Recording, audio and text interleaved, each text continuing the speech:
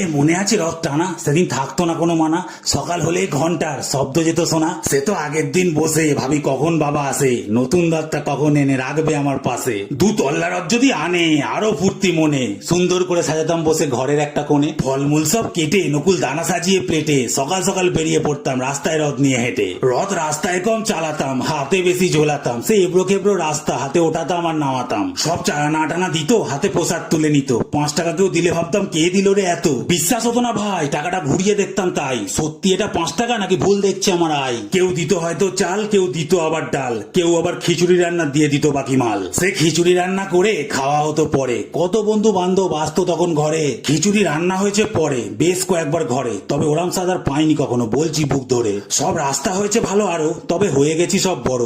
স্মৃতিগুলো সব আবজা হচ্ছে, দেখা পাই না কারো। তবু বছর 5 আগে একটু প্রসাদ পেতাম ভাগে, এখন তো আর রথ আসেই না, বড্ড বাজে লাগে। তবে